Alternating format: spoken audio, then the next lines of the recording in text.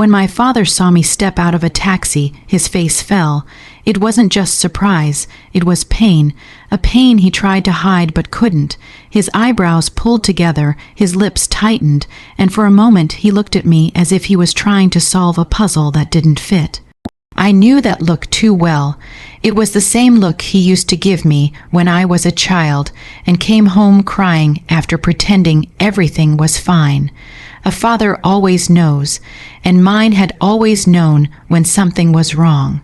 Even when I tried to hide it, the taxi drove away with a puff of dust, leaving me standing there awkwardly with my small handbag clutched in my fingers. Not the designer bag he gave me last Eid, not the one he insisted was perfect for his princess. I didn't bring it. I hadn't brought many things for a long time. They were all somewhere in the house I lived in, shoved into corners, borrowed without permission, used without care, and sometimes taken away entirely. But I stayed quiet. I always stayed quiet. My father walked toward me slowly, not with anger, with worry. His eyes scanned my face, my clothes, the exhaustion I couldn't hide. He held my arms, looked at me again, and asked with a voice so soft it broke me inside, "Taxi, why Beta? Where is the Mercedes I gave you?" I opened my mouth, but the words wouldn't come. How could I explain something I myself had accepted silently? How could I tell him that the car he gifted me so lovingly had been taken from me? No, snatched from me, under the guise of family need. How do you tell your father that the life he hoped you'd have was the opposite of what you were living? Before I could gather my courage, before I could speak even a single word, a voice interrupted, a voice too loud, too confident, too misplaced for the moment. My mother took it. My husband said casually as he stepped out behind me, "She needed it more than her." His tone was careless, as if he were talking about a dish towel or a chair, not a gift my father had given me with so much love. He spoke with a shrug, with that same dismissive way he always used when he wanted to prove he held authority over me, over everything that belonged to me. He acted as though giving away my things was his right, as if my father's gifts were part of his property, as if I was part of his property. My father's eyes slowly shifted from me to him, and I saw something change in him, something subtle at first, then powerful. His warm gaze turned into something hard, something that made even the wind pause.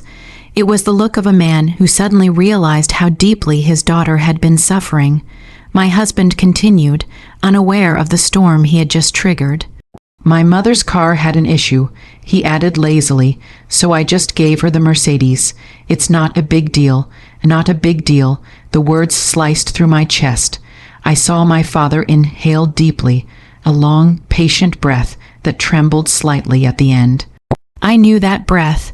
It was the same one he would take before making a difficult decision, before confronting something he didn't want to believe but had to accept. He released my arm gently and took one slow step toward my husband. My husband, always full of loud confidence at home, suddenly fell silent. Maybe it was my father's eyes. Maybe it was the way he stood, quiet, controlled, but with a presence that filled the space between them like thunder about to break. My father didn't shout. He didn't raise a hand. He didn't even speak immediately. He just looked at him as though weighing every piece of the truth that had been hidden for too long. Finally, in a voice low and steady, he asked, "The car I gave my daughter. You gave it away without even asking her." My husband blinked and forced a smile. "Uncle, it's all in the family, you know. What's hers is mine, what's mine is hers, and my mother." My father raised one hand, not aggressively, but in a quiet command that made my husband stop speaking instantly. "What's hers is hers." My father said calmly, "That is what respect means." My husband swallowed. For the first time, he looked uncomfortable. His eyes darted toward me, maybe hoping I would jump in, smooth things over, defend him the way I always used to. I didn't. I couldn't. Not anymore. My father turned back to me, and the pain in his eyes now had something else mixed into it. Disappointment, not toward me, but toward the life I had been living silently. He touched my cheek with his hand, his fingers warm, gentle, fatherly. "You came in a taxi. He said softly, almost whispering, "My daughter came in a taxi. Well, someone else drives the car I gave her." My eyes burned. I looked down so he wouldn't see the tears forming, but fathers always see. He stepped back, reached into his pocket, and pulled out a set of keys. Big, shiny, metallic keys that glimmered in the sunlight. He didn't say a word to my husband, not even a glance. He held them out to me. I hesitated. "Abu, I didn't come here for, I know why you came," he said gently, "and this is not for luxury. This is so you never again stand in front of anyone feeling lesser than you are." I took the keys with trembling fingers. Then he turned to my husband, and in a voice firmer than I had ever heard, he said, "From today, everything I give to my daughter belongs only to her. You will not touch a single thing again, not her car, not her gifts, not her life." My husband froze. His face lost all color. For once he had no answer, no explanation, no arrogance. He stood there, caught, exposed, small.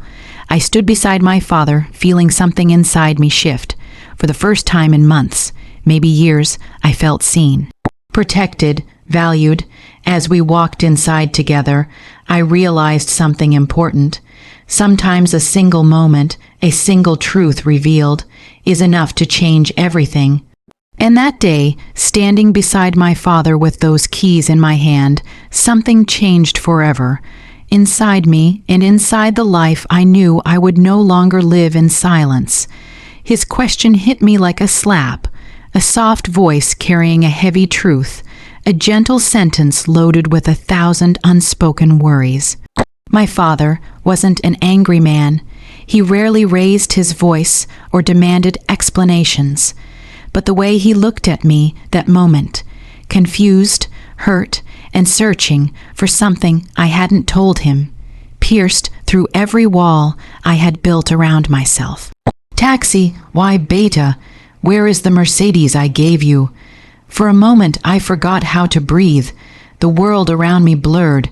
His words weren't loud, yet they echoed inside my chest, shaking loose everything I had tried to swallow quietly for months. I felt exposed, like he had lifted a curtain I had worked so hard to keep closed. I forced a smile, a weak, trembling one. "Abu, whoa." But nothing came out. How could it? How could I admit that the car he gifted me with so much pride was no longer mine? How could I tell him that the independence he wanted me to have, the comfort he ensured, the respect he hoped my husband would give me, had been taken away piece by piece? My father's eyes searched my face deeper, almost as if he was trying to read the truth behind my silence. And silence, when mixed with pain, becomes louder than any scream. Inside, my mind raced back to the day it happened. The day I watched my husband take the keys from the kitchen counter, my keys, my car, and tell me with a straight face, "My mother needs it more than you." As if her needs were unquestionable and mine didn't exist, as if my life had no urgency, no appointments, no identity beyond being someone's wife, as if the car wasn't a gift from my father to me, but a household object anyone could claim. I had stood there quietly, my hands shaking, but my voice locked inside, because that's what I had learned to do, stay quiet, choose peace even when it wasn't peaceful for me. And now, in front of my father, standing in the driveway with dust on my clothes and a taxi pulling away behind me, all those swallowed words rose like a burning wave. I could feel them in my throat, but I still couldn't speak. My father's face changed, just slightly, but enough. The softness faded, replaced by something heavy. Disappointment, fear, a father's instinct sensing what had gone wrong. His question echoed again in my mind, "Where is the Mercedes?" Before I could shape a single answer, a voice suddenly cut in, loud and careless, as if the moment didn't matter at all. "Uncle, I gave it to my mother." My husband said casually, stepping forward. Her car had issues. She needed it more. My father turned his head slowly, and I felt my stomach drop. There was no storm on his face, no anger, but the calm was more frightening. My husband didn't notice. He continued with a shrug, "It's just a car, and we're family, right? No need to complicate things. Just a car." As if I was overreacting, as if my father's gift meant nothing more than metal and wheels, as if giving away something that wasn't his was normal, acceptable, justified. But my father heard something different, something deeper. He heard the disrespect. He heard the entitlement. He heard the truth hidden in my silence. He inhaled slowly, a long breath that seemed to steady his heart. "You gave away the car I gifted to my daughter." His voice was neutral, almost too calm. My husband laughed lightly, expecting agreement. "Uncle, it's no big deal, that car," my father said quietly, "was hers, only hers." It was the way he emphasized the word hers that made everything inside me crumble. All those months of pretending, erased in one sentence. My husband tried again, but his words faltered. "But she didn't mind, right?" He turned to me, expecting the usual nod, the usual covering, the usual protecting, the usual swallowing of my own hurt. But this time, I couldn't. My father placed a hand on my shoulder, steady and firm, and in that touch I felt something I had been missing, safety, someone finally standing for me, Beta. He said softly, not taking his eyes off my husband, "Tell me, did you agree to give the car away?"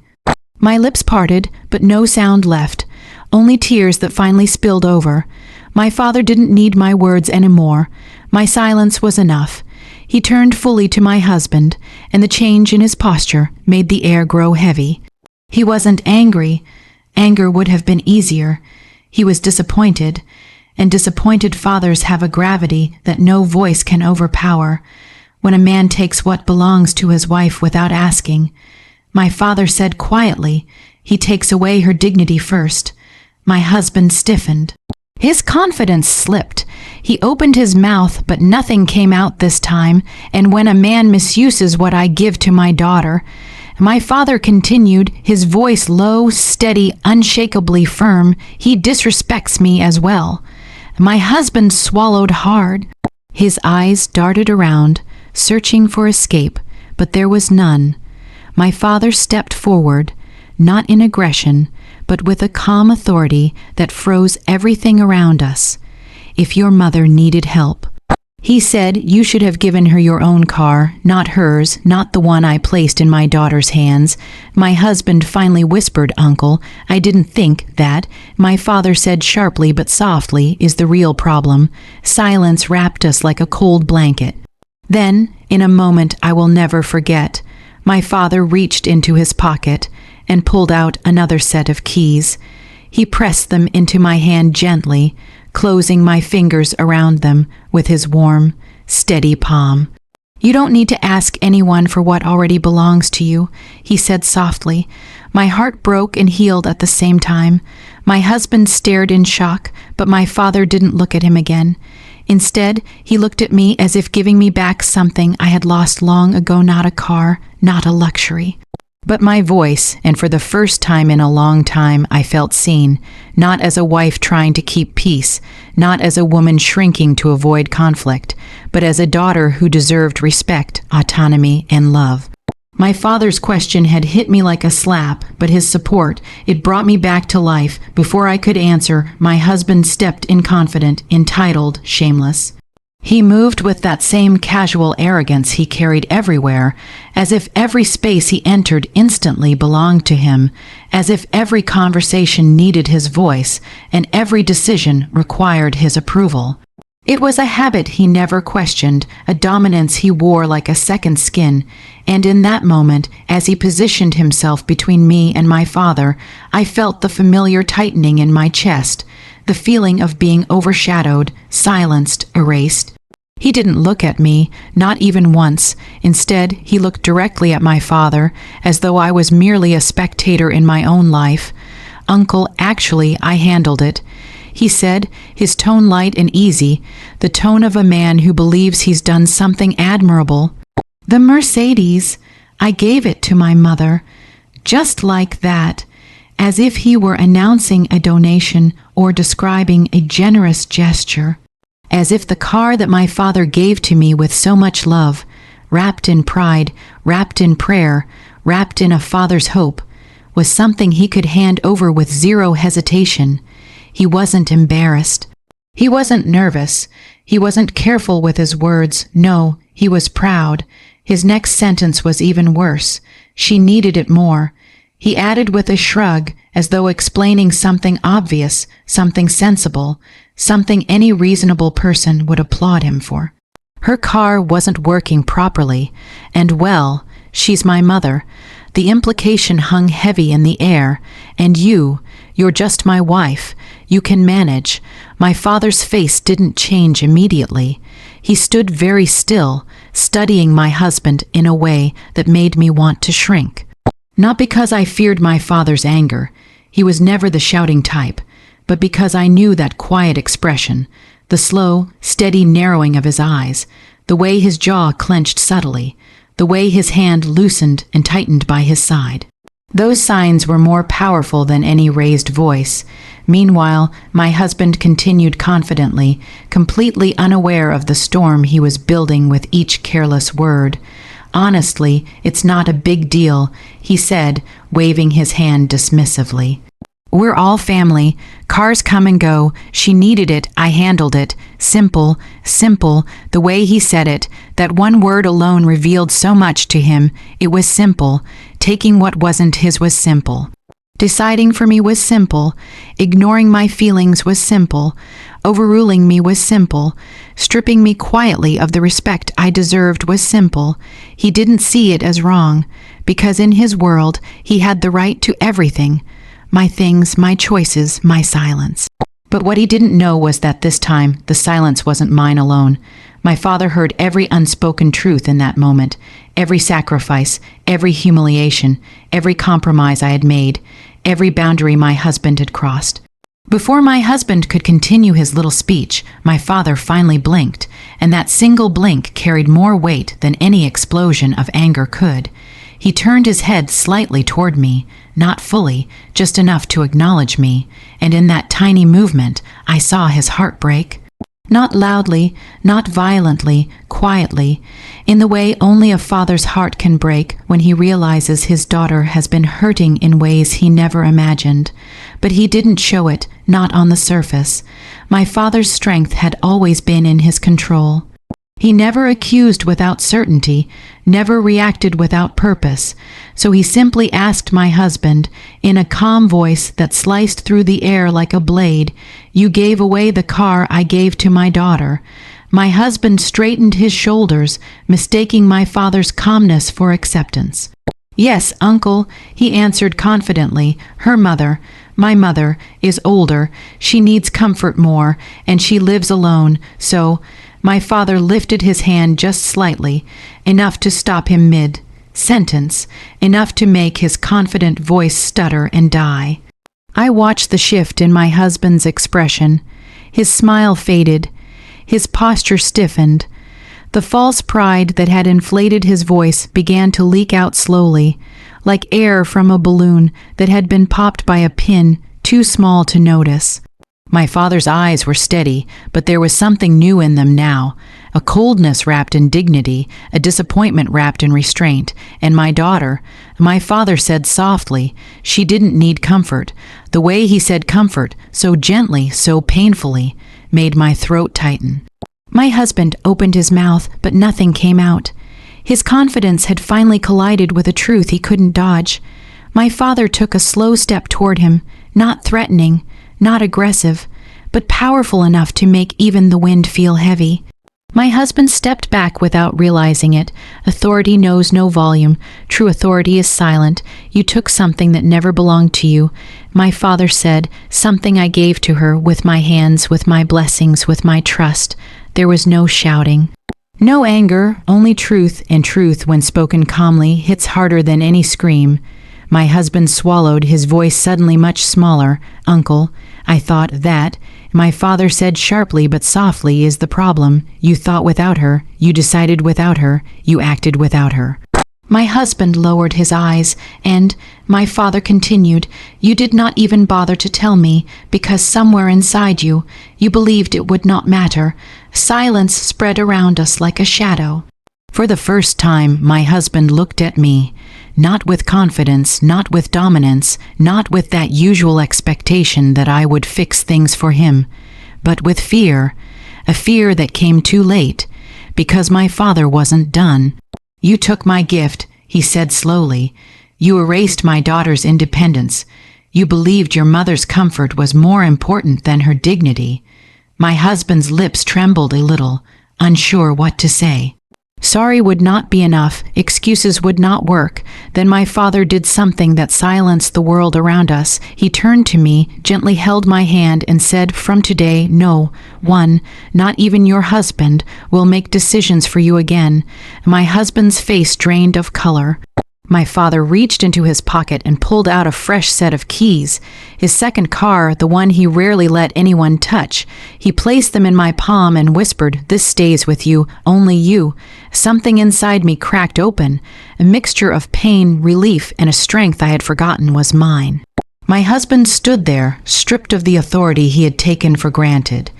His confidence had evaporated.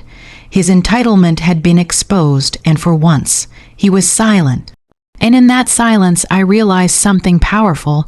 The moment a father stands for his daughter, no arrogance can stand against her again. My father's expression changed instantly. It happened so fast, yet so quietly, that for a moment even the wind seemed to pause. The softness in his face, the gentle concern he had carried when he first saw me step out of the taxi, vanished like someone had wiped it away with one swift motion. In its place came a stillness I recognized from childhood. A stillness that meant he had seen something he shouldn't have had to see, a truth he wasn't supposed to discover like this. It wasn't anger, not the loud, explosive kind. It was something far more unsettling, a cold, controlled disappointment that settled into his eyes, turning them into mirrors reflecting everything that had been hidden from him. His gaze drifted from my husband to me, then back to him again, as if piecing together fragments of a puzzle he never realized existed.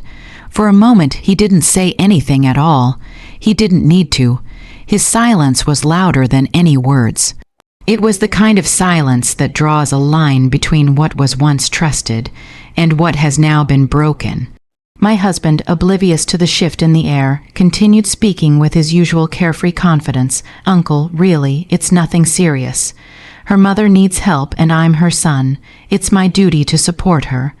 The words were still floating in the air when my father blinked slowly, just once, but that blink carried the weight of realization. It was the blink of a man who suddenly understood how casually, how thoughtlessly, how carelessly his daughter's dignity had been handled. I watched him swallow hard, the muscles in his jaw tightening. That tiny movement frightened me more than if he had shouted. I could feel him withdrawing emotionally, not from me, but from the respect he once extended to my husband. It was as if, in that instant, my father saw every moment I had kept hidden. Every time I stayed quiet when something was taken from me, every time I made excuses for the behavior, every time I pretended things were fine because I didn't want to burden him. His eyes returned to mine, and in that one glance, he seemed to ask 100 silent questions. Is this what you've been living with?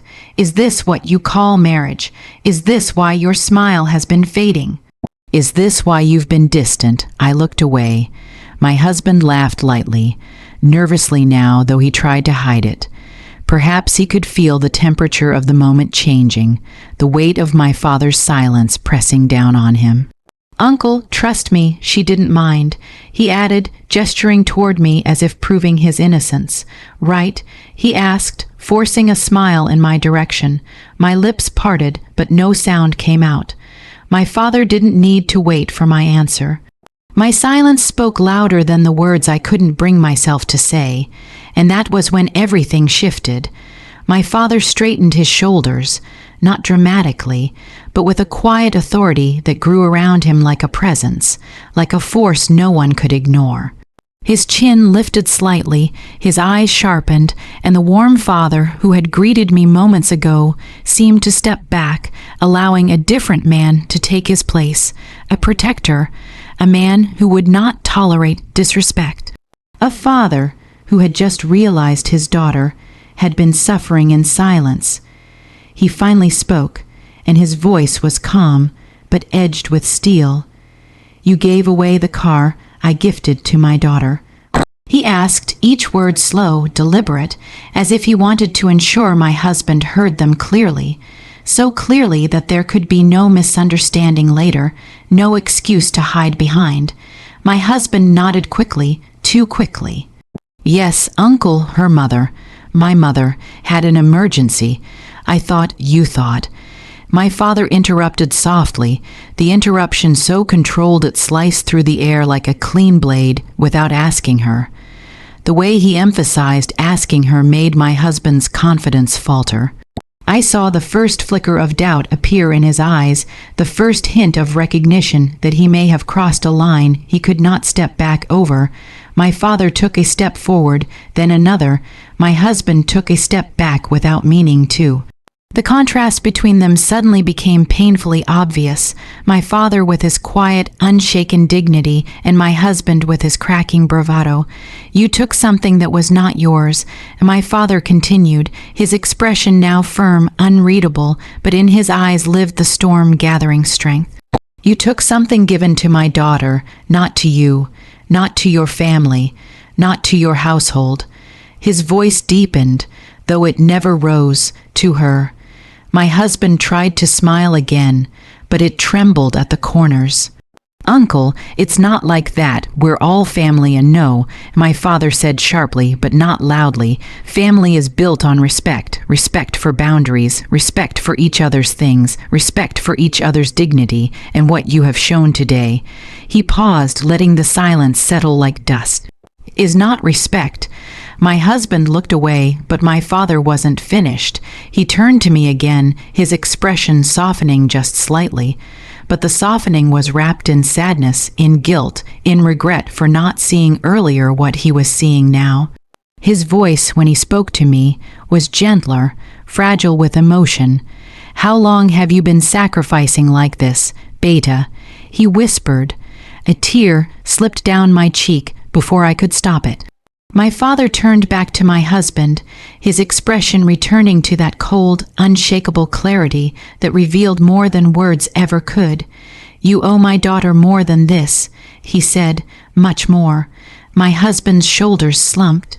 Then my father stepped closer to him, so close that only inches separated them, and he said in a quiet voice that echoed through my bones, if you cannot respect what I give her, then you cannot respect her. The impact of those words struck the air like thunder, though they were spoken softly. My husband's face paled. My father didn't look at him again. Instead, he walked toward me, the storm in his expression slowly giving way to a rare, fierce tenderness. Without hesitation, he took my hand in his, squeezed it gently, and said in a tone that allowed no argument, from today no one will take anything from you without your permission. Not your things, not your choices, not your life. In that moment, my father's expression, once soft, then stern, then wounded, then powerful, settled into something new, a promise, a vow, a father's silent declaration that he would no longer allow anyone to treat his daughter as anything less than she deserved. And for the first time in a long time, I felt safe, truly, deeply safe.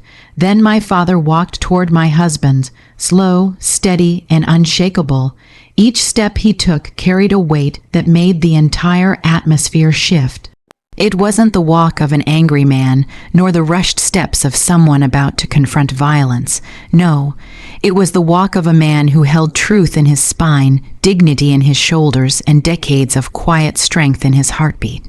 The kind of walk that makes the other person realize, even before a single word is spoken, that something irreversible is about to happen. My husband's breath caught in his throat. I saw it. His chest rose just a little higher than usual, his eyes flickering with the sudden awareness that he had miscalculated the moment. For the first time since this confrontation began, he looked small. Not physically, but emotionally, shrinking in the shadow of a man whose silence was heavier than any accusation. My father stopped only a couple of feet away from him, close enough that my husband could feel the steadiness radiating off of him. Not intimidation, not aggression, but a calm, solid authority that shook more than yelling ever could. He didn't raise his voice. He didn't clench his fists. He didn't curse or insult. My father was never that man. Instead, he looked at my husband with an expression so steady, so painfully clear, that it stripped away every excuse, every fake smile, every fragile layer of false confidence. My husband tried to speak first, because silence was becoming unbearable for him. "Uncle, I told you I only did what I thought was right." My father lifted a hand gently, not sharply, not aggressively, just enough to silence him. The gesture, simple as it was, froze my husband mid-sentence. And then my father spoke. "If your mother needed help," he said quietly, "you should have helped her with something that belonged to you." My husband blinked, once, twice, as if he couldn't believe what he was hearing, or perhaps he couldn't believe that his justification was collapsing under a single line of truth. My father continued, "You took my daughter's car, a gift from me, something I placed in her hands, not yours." He didn't blink. His voice didn't waver. "You took it without asking her, without informing me, without even considering what it meant." My husband's throat bobbed. "Uncle, I didn't think, no." My father answered softly, "You didn't." The softness was worse than shouting. It was the softness of a man who had lost some of the respect he once held, a softness born of disappointment, not rage, and that was the kind of softness that leaves a deeper scar. My father stepped a little closer, barely an inch, but that inch carried a world of meaning. "You made a decision for my daughter as if she has no voice," my father said, his gaze firm, "as if her choices do not exist, as if her life revolves around what you believe is important." My husband lowered his eyes. "And that," my father continued, "that tells me something very clearly." My husband looked up, fragile hope flickering in his expression, as though he expected some softened sentence, some forgiving explanation. My father finished, "It tells me you do not treat her as your equal." The words cut through the air like the final chord of a symphony, complete, undeniable, echoing long after they were spoken. My husband's shoulders fell. His posture deflated, his lips parted slightly as if he wanted to object, but he couldn't, because the truth once spoken leaves no room for denial. My father didn't stop when I gave her that car. He said, "I didn't give her a vehicle. I gave her freedom, independence, a way to move through this world without having to ask anyone for anything." He paused long enough for my husband to feel the weight of every word. "You didn't take the car from her. You took that freedom." My husband's eyes glistened with something between fear and shame. A tension flickered across his face, his pride fighting with the sinking realization that this moment was not going the way he had imagined it. My father's tone softened again, but not in forgiveness, in truth, in conviction. "You are her husband," he said, "not her owner." There was no anger in the line, just a firm, unshakable reminder of something my husband had forgotten, or chosen to ignore. "And if you truly believed in supporting your mother," my father added, "you would have supported her from your own resources, not by stripping my daughter of hers." My husband's lips trembled. "Uncle, I understand. You understand now." My father said, "Because you are being held accountable. But understanding should come before taking action, not after causing damage." My husband looked away. My father let the silence sit for a few seconds. Not to be dramatic, but because silence reveals character. And in that brief quiet, it became painfully clear how differently these two men stood. One grounded, the other shaken, one calm, the other guilty. Then my father turned slightly toward me without breaking his stance. If strength had a shape, that moment captured it. Every movement of his body told me that I was not alone, not powerless, not forgotten. He spoke again, this time addressing my husband, but with his eyes fixed on me. "I will not allow anyone," he said, "to take what belongs to my daughter ever again, not her possessions, not her choices, not her respect." My husband closed his eyes for a moment, breathing out slowly, as though bracing himself for the next blow. But there was no blow, only truth, and sometimes truth is harsher than punishment. My father reached into his pocket and pulled out the keys to his second car. The metal glimmered softly in the sunlight, sharp, bright, symbolic. He placed them gently in my hand. My fingers shook as I closed around them. My husband watched, stunned, speechless. My father looked at him and said the words that ended the moment, ended the argument, ended the imbalance. She will drive this. She will own this, and you will never take anything from her again. My husband's jaw tightened, but he didn't argue. He couldn't. The ground beneath him had shifted. The confidence he once relied on had vanished. He stood there, humbled in the presence of a man who didn't need volume to assert power. My father straightened, turned fully toward me, and whispered just loud enough for my husband to hear, "My daughter deserves respect without asking for it." And in that moment, I felt something inside me rise, something long silenced, long hidden, long suppressed. Strength, belonging, worth, all restored, by a father who walked slow, steady, and unshakable. And then he did something no one expected. He stepped past the tension, past the silence, past the weight of everything that had been boiling beneath the surface, and reached for my hand. His fingers wrapped around mine gently at first, like he wasn't sure if I would pull away, like he was afraid of how much I had already endured in silence. But then his grip tightened with a quiet strength that only a father possesses, a strength that says, "I see you now. I should have seen you sooner, and I will not let this continue." My husband, who had until that moment stood tall and proud with the arrogance of a man who believed he owned the story, the moment, and even me, shifted uncomfortably. He wasn't used to being challenged, especially not by someone like my father. Someone who carried authority not through loudness, but through a presence that filled the room without trying. My father let go of my hand only to reach into his pocket. For a second, no one breathed.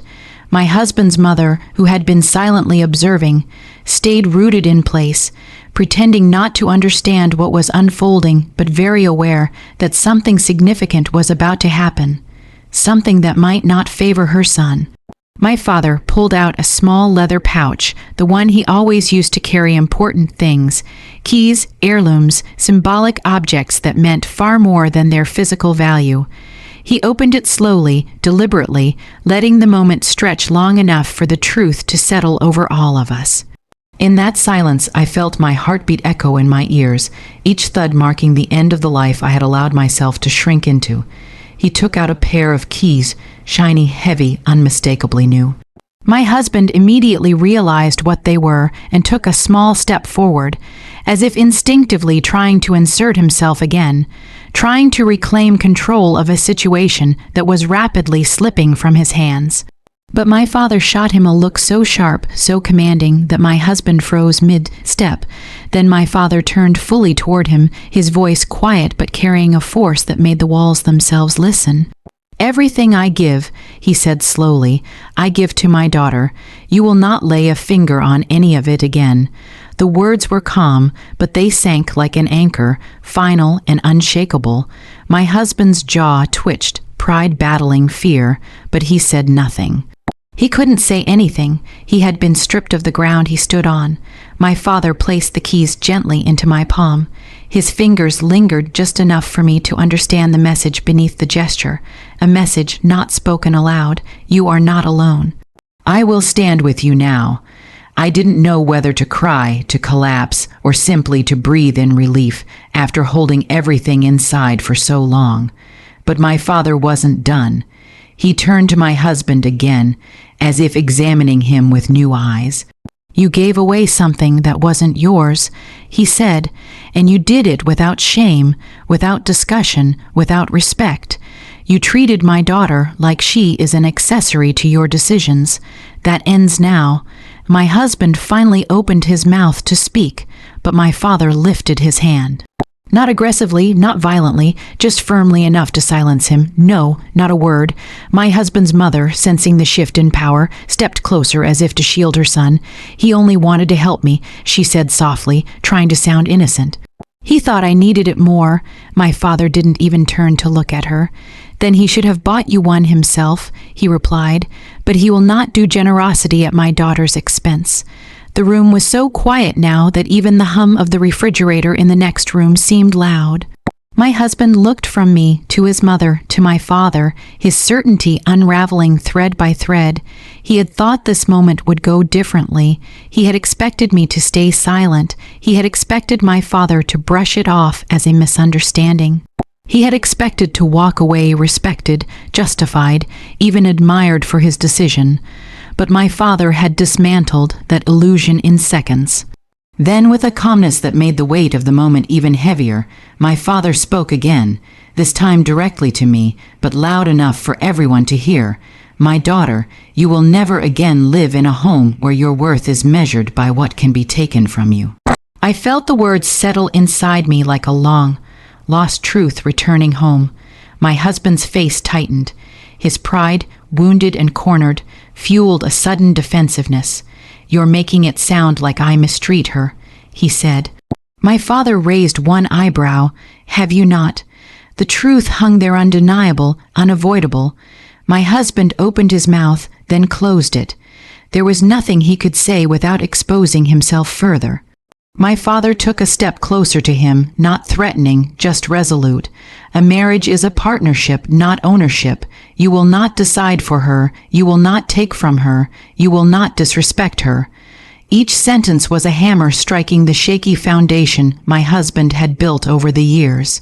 My father turned back to me, his eyes softening again, not with pity, but with a fierce kind of love that only a parent who has finally seen the truth can possess. "If you want to stay with him," he said gently, "that is your choice, but you will stay with dignity.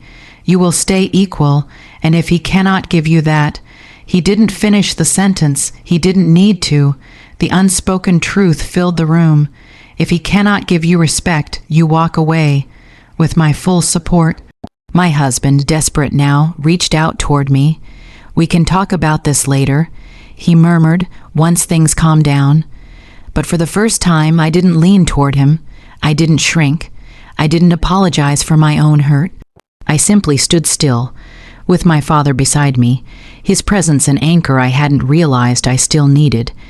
And then my father did one more unexpected thing, something so shocking, so final, that it shifted everything permanently.